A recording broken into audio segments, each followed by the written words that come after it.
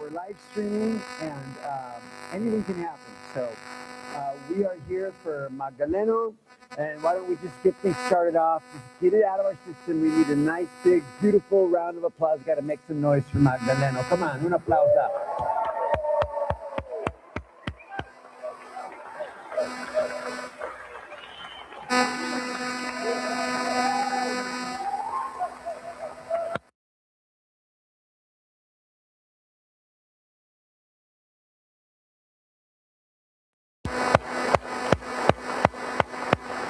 We're sending it out across the world, and we're going all over the place, and we have our live streaming situation. Who was playing the organ? Where's the organist? Mallory? That was wonderful. Can we have a round of applause for Mallory? Mallory, where are you?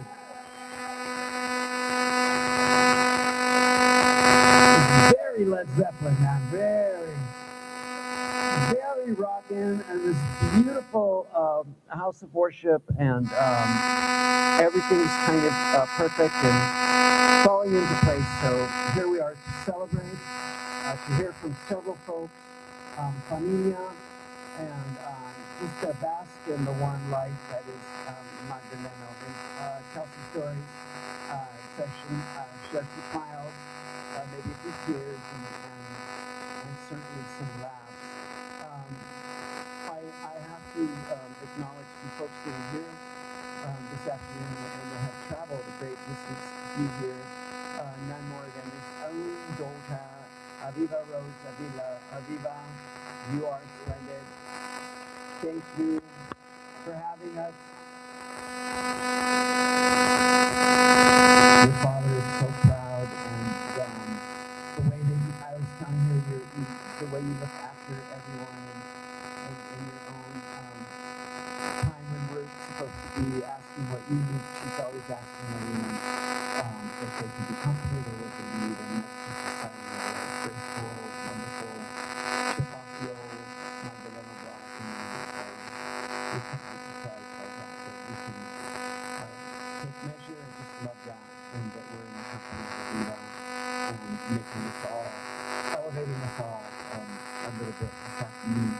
And of course, Carolyn Rose-Avila is here as well, the fourth, and I was listening to her backstage talking. She's amazing. And I'm going to introduce you just momentarily, but I'm Richard Montoya, and we have many, many wonderful speakers this afternoon, and we're going to share stories and insights. We have a letter from, a statement from President Emeritus of the United Farmers Machinery, our good friend Arturo Rodriguez sent a beautiful piece. We'll get to it throughout the evening in between speakers, but I'm really taken by one of the first lines, that Magdaleno Rose-Avila's journey with United Farm Workers spanned over 7 decades. That's amazing. And so this letter goes on and on. Our friend Nane is here from Santa Cruz, Varios Unidos. Nane, thank you for being here. People traveling like that, just getting in the car, filling up the gas. And from Santa Cruz, gas-wise, it costs you $3,000 to hit the second.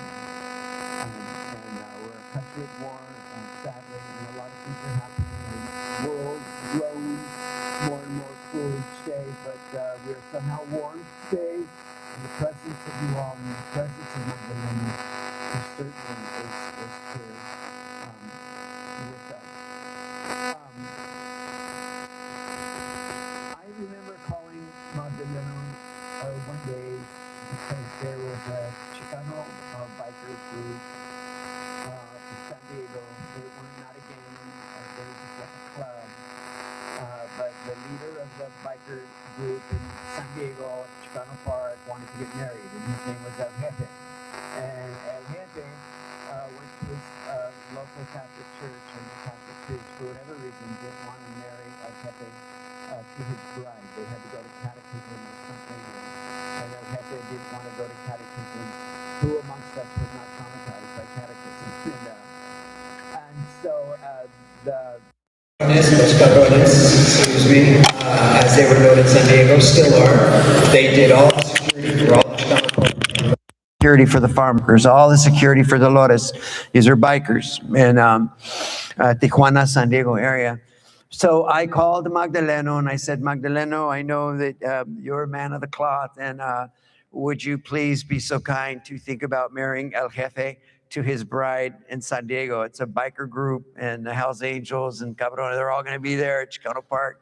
And he said, tell him absolutely, I'll come and marry them, and it's going to be a real marriage, and I'm going to oversee the marriage and bring them in matrimony together. So those bikers learned about an abolitionist that weekend, and they fell in love with Magdaleno, and Magdaleno fell in love with them. And some would say, well, those were some roughneck dudes and women, but it couldn't have been further from the truth. And that was the other service that Magdaleno would do at a drop of a dime. I don't even think he asked for gas money. He's like, oh, San Diego, I'm going. I'll marry them. Of course, everyone's a child of God. I'll go marry them. And that afternoon, unfortunately, an African-American kid, a young teenage kid, was driving a big delivery van. He probably shouldn't have been driving or working hard, and he hit one of the Hells Angels.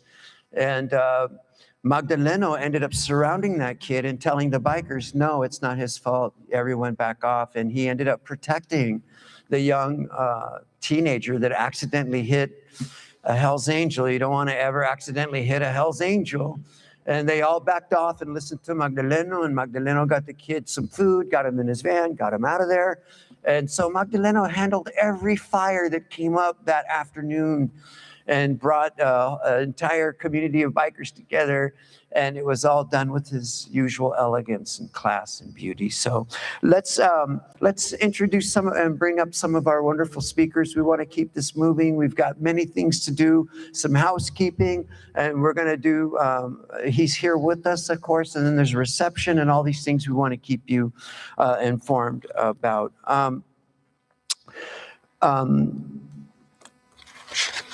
There's also some very important folks here this afternoon with us whose presence brings us comfort, and certainly comfort to the family of Eva and Carolyn. Camila Chavez is here, the daughter of Dolores Huerta is here. Camila, thank you.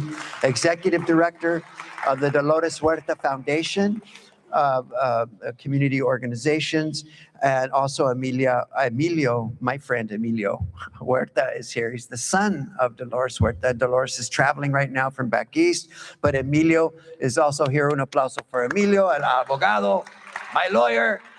I always need a lawyer. And these are wonderful. We say that the children of Dolores, but they're grown folks, executive directors and attorneys, and just wonderful, wonderful people. And we say always, I'm going to say to Camila what people always say, I know, give your mother our love.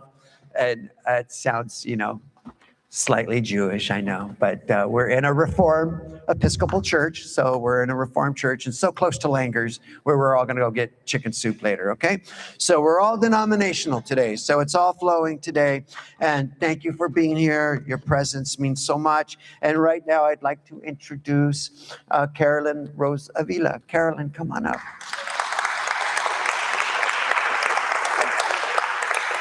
Come on, guys, make some noise. This is the Majestic.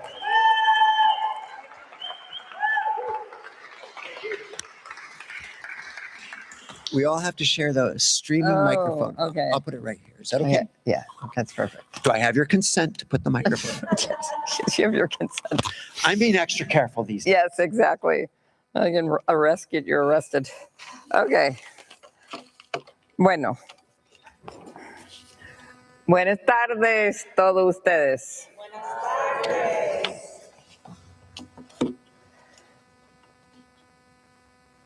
People know that Leno did imitations, right? Right? Okay. Well, somebody's got to keep up the tradition. I can't see very well with that light, but. Well, I don't know what will happen now. Wait, I can't see. Well, I don't know what will happen now. We've some difficult days ahead, but it doesn't matter with me now. Because I have been to the mountaintop, and I have seen the promised land. I may not get there with you, but I want you to know tonight that we, as a people, we will get to the promised land. And that was Leno, and that was Martin Luther King.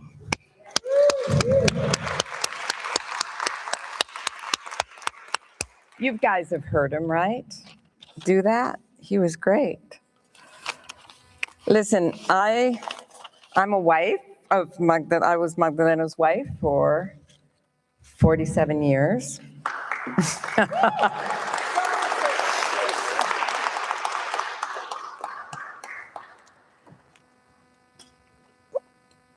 Ours wasn't, I wouldn't consider a very common marriage. It indeed was a commitment to each other, but to something much larger than ourselves. For 47 years, we gave ourselves to a vision of a more just and humane world. Oftentimes, there were barriers that tried to pull us apart. I was just too white for some people. And he was just too brown for others. Right? We all know what that's about. But regardless, we broke through all those barriers. It wasn't easy sometimes. People live with prejudices in their minds. Sometimes they don't even know about their prejudices. But we broke through them, and we worked on some of the most challenging injustices of our time. We both did. He worked in the human rights field, I worked in the humanitarian field. We addressed systemic racism, we addressed gender equality, political oppression, fascism that we're still wrestling with today. Most importantly, we were in solidarity about exploitation of immigrants and their inalienable right to migrate. Has anybody read the Bible? Has anybody read the Bible? What do they do in the Bible? They migrate. People are migrating all the time. It is our right to migrate, and that is what we were in solidarity with the day we began to work together. Leno's life, as you all know, and I look at all your faces here, was much larger than any one relationship. That was very important to understand when you're married to him.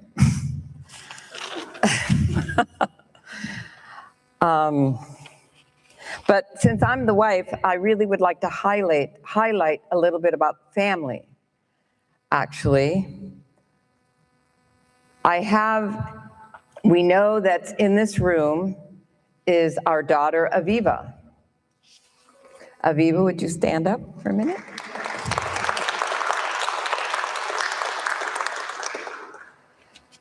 The relationship between Leno and Aviva was very special. Leno tried and strived to include her in everything from the moment she was a baby. She was in every movement. He had her next to him in every speech. When he went to a mosque and they said, no women in this church, in this mosque, he said politely, then I don't speak. And of course, Aviva was led in the mosque, and there she was standing next to him, speaking.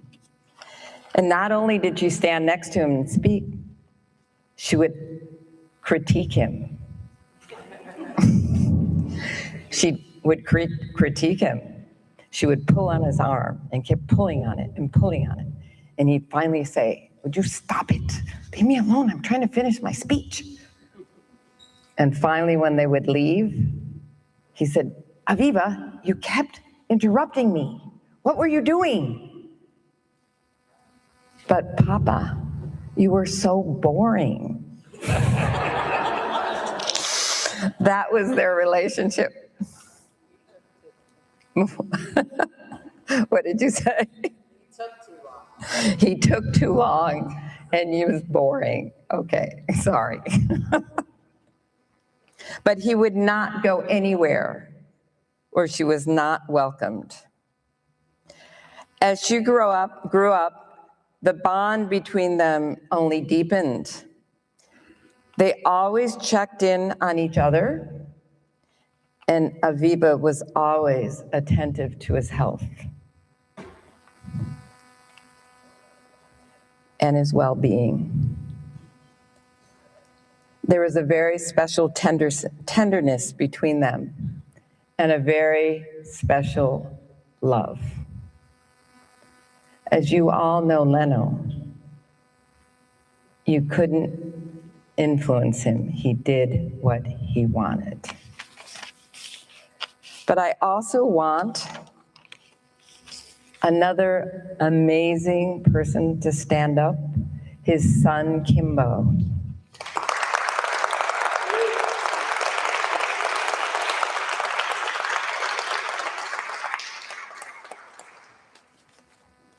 Now, Kimbo, they were the two machos in the family, If you get to know Leno, if you've known Leno, you've got to get to know Kimbo. He's a chip off the old block, is that what you said? Up to the day he passed, he and Kimbo were sparring with each other and laughing.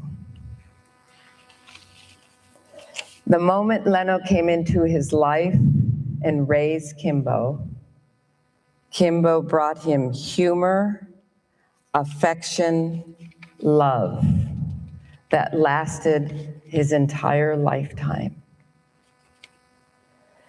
You know that relationship between father and son? It's a particular love that can't be explained.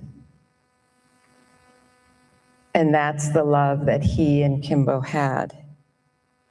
And he and Aviva call themselves sister and brother. And they gave Leno one of the greatest joys of his life, to have two that he recognized as his children, Kimbo and Aviva. I want to give them an applause.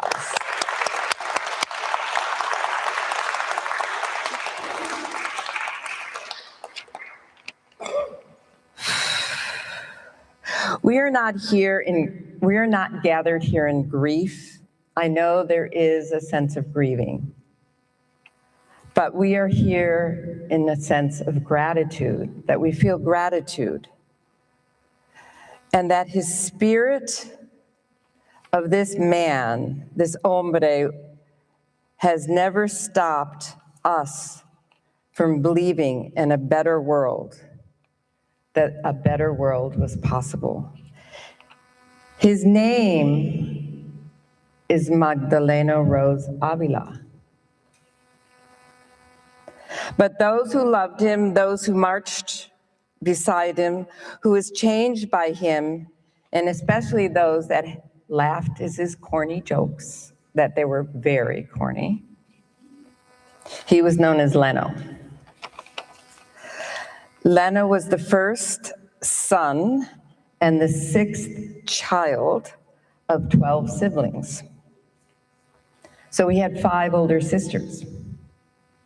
And he's born into a Mexican farm worker family. Now, what do you think that does to the first guy in this family? A rey, spoiled rotten.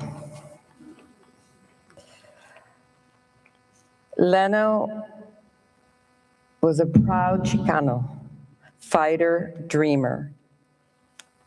He gave his voice, his heart, and his life to the dignity of immigrants, to the rights of those the world too often ignored. And he did it with conviction, with humor, and with a fire that lit up any space he entered. He taught us to dream the impossible. He reminded us to stand up for our rights. And when the road was hard and he struggled and the struggle was long, he looked us in the eyes and what did he say? We will win. We will win. So today, as we celebrate 80 years of a life well lived, we carry those words with us because Leno's work doesn't end here. It lives on in every one of us who is fortunate enough to know him, to love him, and to be moved by him. Everyone here has a responsibility to continue the fight. You are here because he mattered to you, and that means that you mattered to him. Que descanse en paz, mi querido homie, en la tierra y humanidad que tanto amaste y por la tanto le luchaste, y que su lucha siga viva en nosotros. Venceremos. Magdaleno, presente. Magdaleno, presente. Gracias.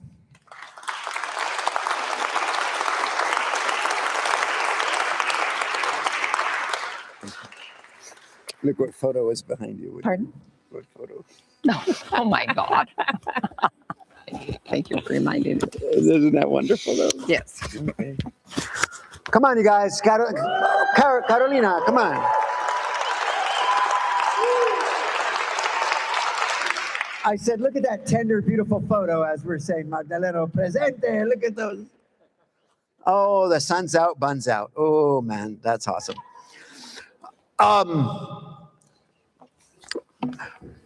I'll make it short, and we're trying to, we have a lot of speakers to go through, but I called Magdaleno on another night saying that Rick and Herb of Culture Clash wanted to come out of the closet. And he said, wonderful, we've done a lot of work with trans and LGBTQ. Wonderful that Culture Clash is coming out of the closet. And I said, well, not that closet, Magdaleno. They want to come out of the Salvadoran closet, because a lot of our fans in LA don't know that 2 of the guys in Culture Clash are not Chicano, they're Salvadoran. And he said, okay, well, we should call Alex Sanchez. I go, yeah, we should call Alex. He goes, maybe, you know, we should make this call and that call. And he goes, well, have them come out. And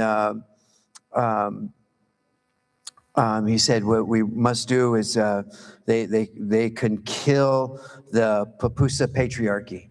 And so he had us go through a ritual, and we killed the Pupusa patriarchy, and they were able to come out of the closet and be whole once again. So Magdaleno birthed us through many things, and sat in our home in Echo Park with my brother Aaron Ballard here, that's here tonight. So keeping things moving on. We want to bring up the longtime UFW worker and National Association of Letter Carriers, our brother Mr. Jerry Ryan. Come on, Jerry.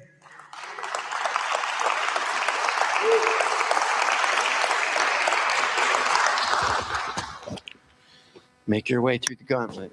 Just put this right on your... Oh, okay. Yeah, let me see. Thank you, brother. Okay, man. Sisters and brothers,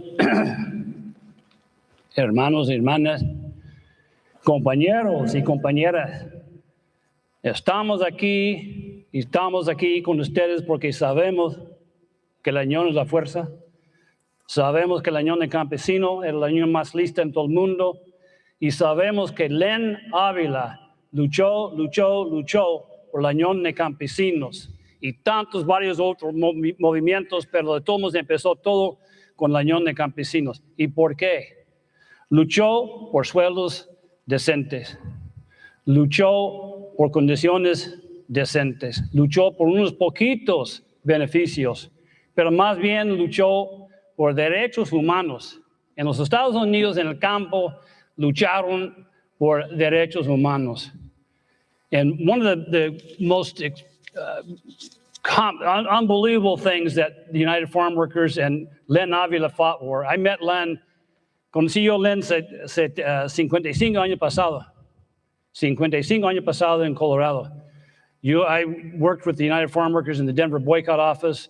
Then Len ran the huelga in the center. And they called me one time to get some support because the growers in center Colorado would lined up some goons and they wanted to offset the presence. And I remember the first words Len said to me. He says, "Bienvenidos a la huelga y apúrate, cabrón. No hay tiempo de hablar. Hay que trabajar." So I remember Len from the very beginning that he was not only a strong, forceful man, but very kind and humorous as well, but in a way that reached everybody. And one of the things that Len and the United Farm Workers fought for in the early days, one of the most incredible things is the fact that the growers devised an instrument they devised an instrument. They didn't find it. They devised an instrument. They sent off and manufactured it, was called el cortito, the short-handled hoe. And what the byproduct of this is that the workers had to be bent over all day to do their preparations for the field, meaning that you'd go up one row and down the next, up one row, down the next, bent over all day. It was debilitating. So a man by the name of Mo Jourdain went to the California Supreme Court, and they declared that this instrument was cruel and unusual. And it wasn't until 1975 when Jerry Brown signed a law that actually prohibited it.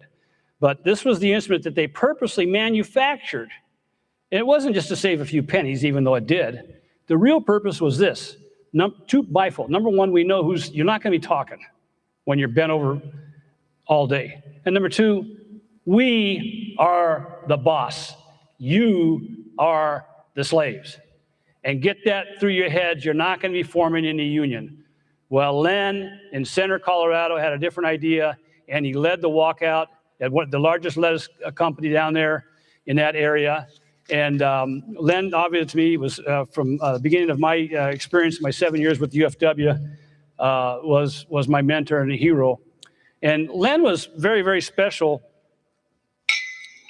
not just because he worked with all these wonderful groups here tonight, from Southern California to Maine, from Florida to Seattle, to 5 or 6 different countries across the world, from the workers in the fields to immigration, to Homies Unidos, to pesticides, to the death penalty. But Len was special because what he said wasn't only thing important about him. It was what he did. And when Len led the picket lines and was arrested and was beaten and sacrificed and worked on $5 a week, which we all did in those days for the United Farm Workers, he showed people that words are one thing, but actions are another. And Len's words were beautiful. They were poetic.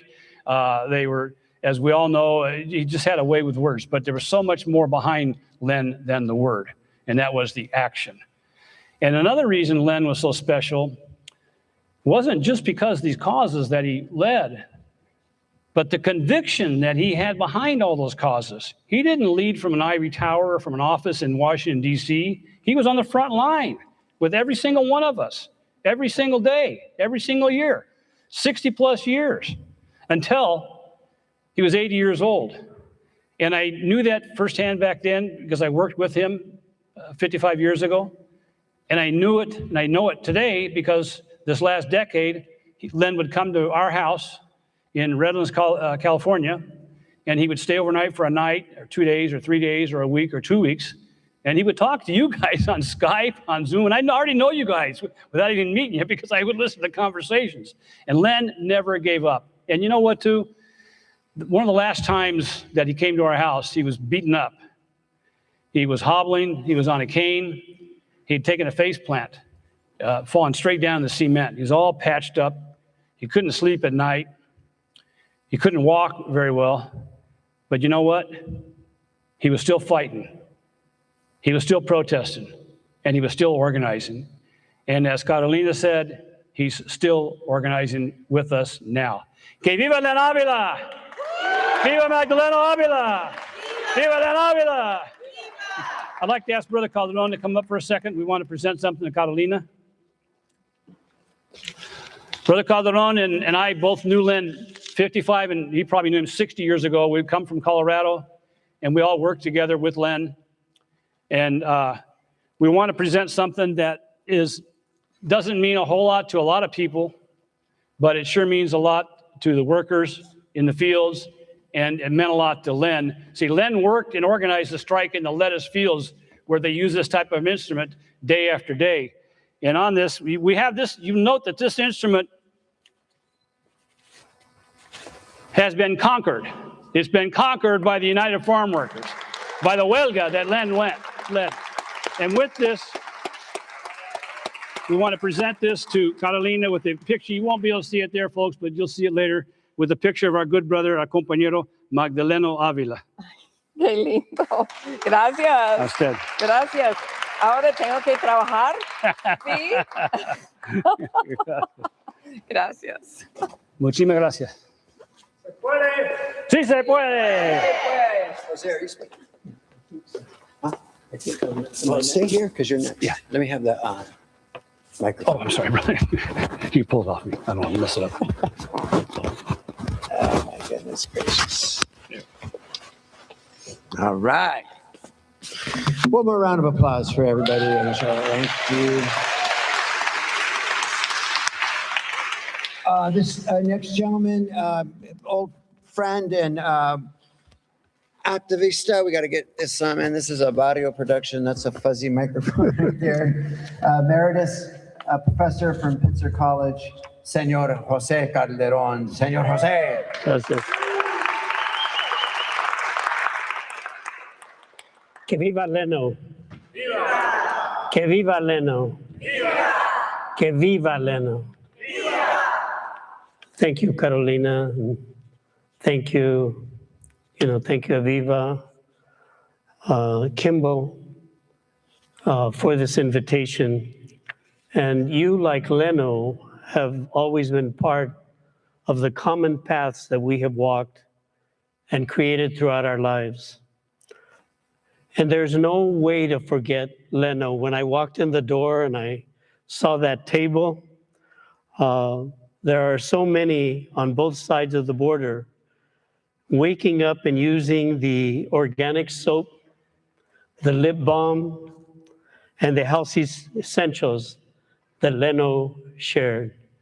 In fact, my son Joaquin reminded me that every day he thinks of Leno because he has those products, but also there are day laborers. And we remember that he had to hide the necessities that he took to DACA families and immigrant veterans and communities from the Border Patrol and calling us in the middle of the night when he got caught. We remember Leno.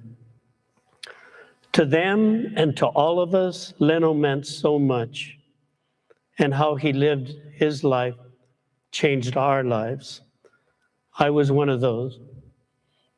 And when Leno passed away, although hurting inside, I had the consolation that who he was and what he contributed is very much alive in me and in all those who knew him. I want all of you to know that my reasons for first getting involved in El Movimiento had a lot to do with the example that Leno provided to me and others in the late 60s and early 70s, when as a student at the University of Colorado, I took students to center and experienced the sacrifices that Leno and others were making in living only on $5 a week. And when we brought the food, when we brought those groceries, I remember they would meet us with smiles, they would hug us in a strike of farm workers that went on for weeks and months. After that, after I graduated from the University of Colorado in 1970, we continued to work together for 14 years in Colorado with many marches, including one he led of 120 miles from Pueblo to Denver, and another where he brought lettuce workers to join us in a 70-mile march in the middle of winter in December from the northern Colorado community of Alt to the state capitol in Denver, where we arrived with thousands, not only to support farm workers, but to support education change throughout the state. I left Colorado with my wife, Rose, who is here right behind Carolina. Thank you, Rose. And my sons in 1984. Yeah, thank you, Rose. And I pursued a PhD after 14 years of organizing and completed it at UCLA. After that, I became a professor at Pitzer College in Claremont. And Leno, along with Alicia Sandoval, helped me in developing a class, Rural and Urban Social Movements, where for 30 years, we took students to carry out organizing projects with farm workers in La Paz and Leno during their spring break. During those years, Leno showed up numerous times to speak to the students and to train them in organizing and in carrying out teatro, which he was so good at. Still, today, some students, after Leno passed away, contacted me, and some of them remembered the Teatro of Workers, who moved as a train with that train, right, brother, in La Paz going by every half hour. And that teatro they presented, we remember, and that student remembered, chingate, chingate, chingate. It is no accident that it was moving forward, but it is no accident that today the workers at the colleges of Pitzer and Pomona are unionized under Unite HERE.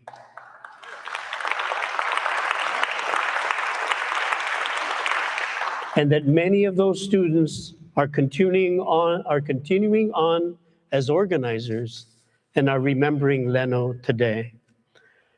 Leno and I were also part of a committee that helped to organize the 50th anniversary of the United Farm Workers in Colorado on August 17th at the Sioux Teatro site in Denver.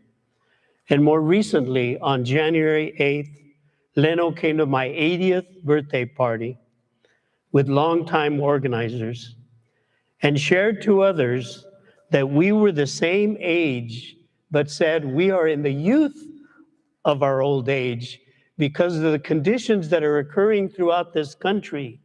When we thought we could retire, no, he said, more than ever, we need to organize against this administration's authoritarian policies. And it was that spirit that he spoke at my birthday to tell people we need to continue today. Although this is the last time that I saw him, we continue to communicate across borders. You know, and I just can't remember seeing Leno being so down that he could not get up again. And when we were down, he always found a way to pick us up, to continue on. And that is the message he gave to me when I consulted with him in March and April. We had to consult then because of what was happening throughout the country. But in Pomona, he said, oh, no, go on. We know what's happening and how they're trying to divide us at this time. He said, go on with your annual breakfast. Go on with your annual pilgrimage march. And it is in that spirit of continuing on that we marched, that we held our breakfast, that we had a coalition of which was the example of what he always built as we see each other here today, a multiracial coalition. We remember then the legacy of what Leno meant to us and our movements, to pick ourselves up with renewed energy. As the UFW has done in recent months by getting a federal judge to bar patrol agents from detaining people in California's Central Valley. Thank you, UFW.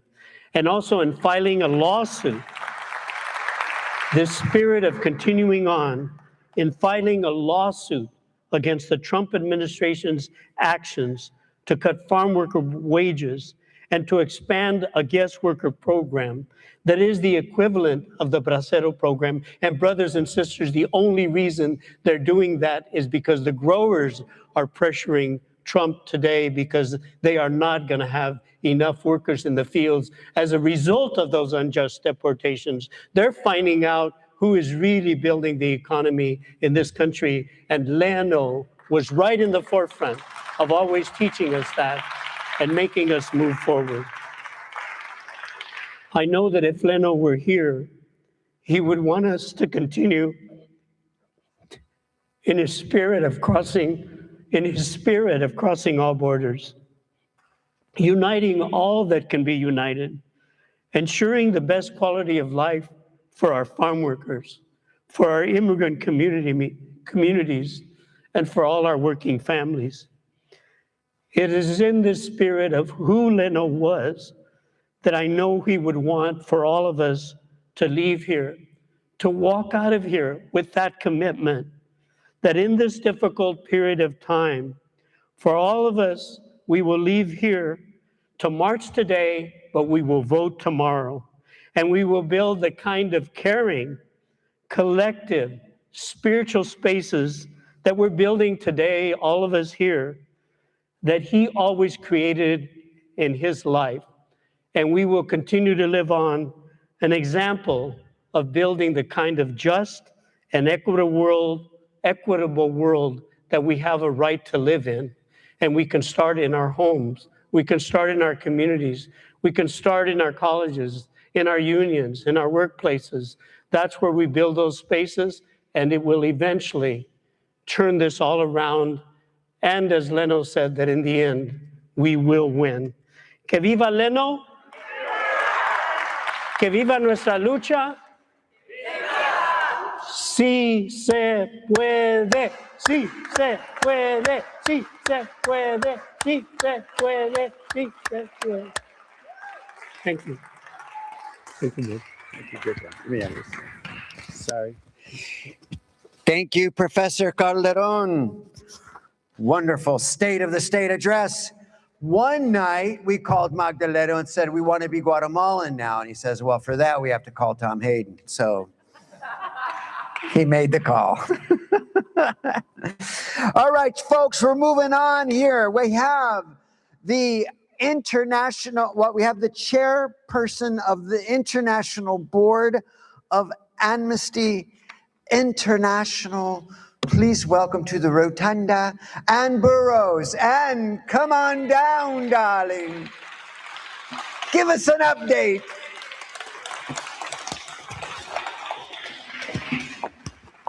There you go. We have to put this right. There, You have permission. Okay?